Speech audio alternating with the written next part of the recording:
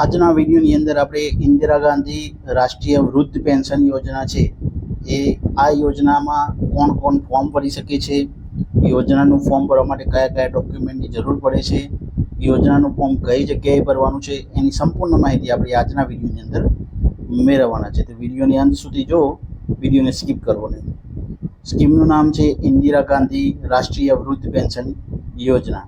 હવે એ યોજનાનો લાભ છે એ કોણ કોણ લઈ શકે છે એ જોઈ લઈએ.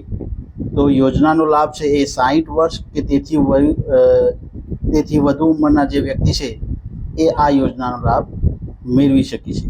બીજી એવી શરત છે કે ગરીબી રેખાના યાદીમાં 0 થી 20નો સ્કોર જે કુટુંબનો નોંધાયેલો છે એ આ યોજનાનો લાભ લઈ શકે છે. એટલે તમારું બીપીએલનું જે સ્કોર કાર્ડ છે એમાં 0 થી 20 સુધીનો સ્કોર હોવો જોઈએ, તો જ તમે આ વૃદ્ધ પેન્શન યોજનાનો લાભ મેળવી શકો છો.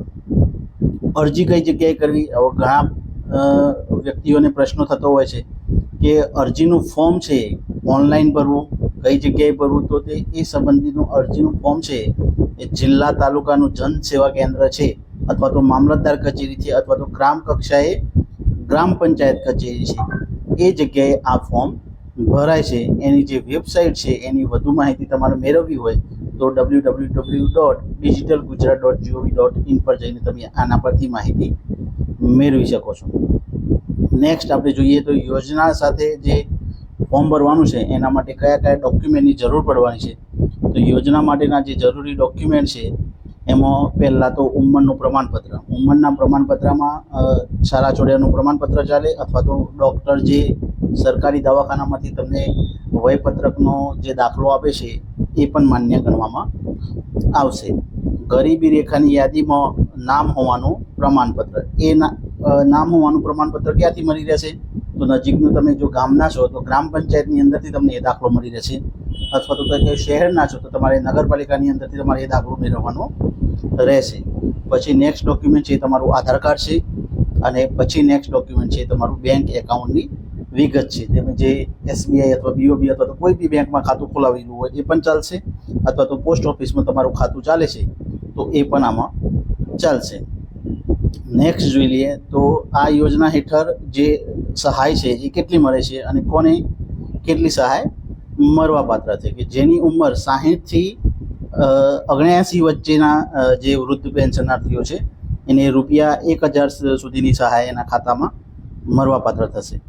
અને જે વૃદ્ધ 80 અથવા તો 80 કરતાં વધુ વયના છે એને ₹1250 દર માસિક એને ચૂકવવા પાત્ર રહેશે.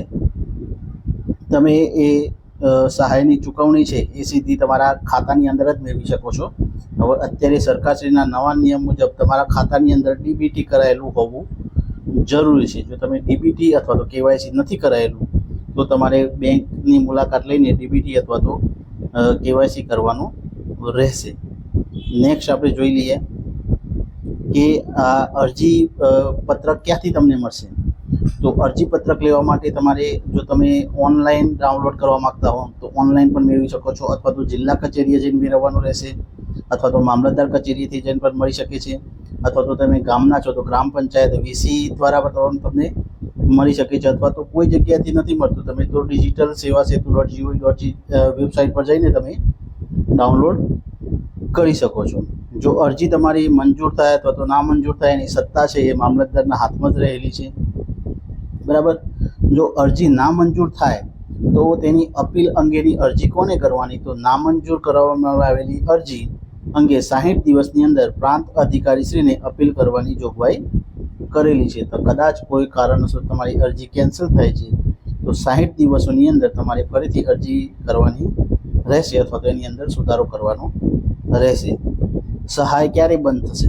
તો લાભાર્થીનું નામ 0 અથવા તો 20ના જો બીપીએલનો સ્કોર છે, જો એ સ્કોરમાંથી નંબર ઘટી જાય છે, બરાબર, તો એ આમાંથી તમે બાકાત થઈ શકો છો.